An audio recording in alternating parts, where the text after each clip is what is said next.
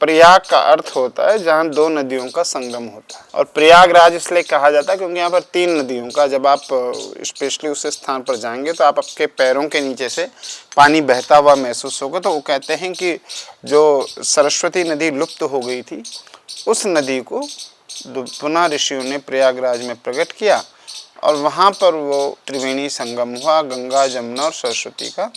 और वहाँ पर इसलिए इसका एक मुख्य है। त्रिवेणी का अर्थ होता है, वेणी कहते हैं हम लोग चोटी को, जो स्त्री की चोटी होती है। आप देखेंगे उसमें भी तीन फांकें होती हैं लेकिन दो ही दिखाई देती हैं। ऊपर से आप देखोगे दो ही दिखेंगे, ऐसे यहाँ पर तीन है, गंगा, जमुना और सरस्वती, लेकिन केवल और केवल गंगा और यमुना दिखाई देती हैं।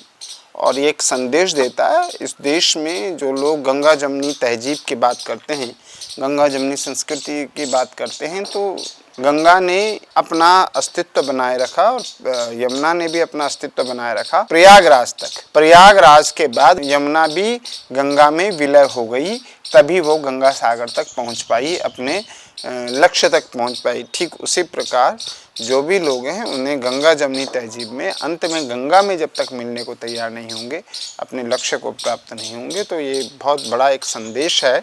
और त्रिवेणी का संगम है, तीन नदियों के संगम में प्रयागराज में, और एक संत की अगुवाई में पहली बार शासन में भी एक संत है। ऐसे समय में यदि हमने यहाँ पर कुंभ स्नान नहीं किया तो हम लोगों को हिंदू मतावलंबी कहलाने का अधिकार नहीं है। आप सभी लोग इसमें आएँ। ओम नमो नारायण।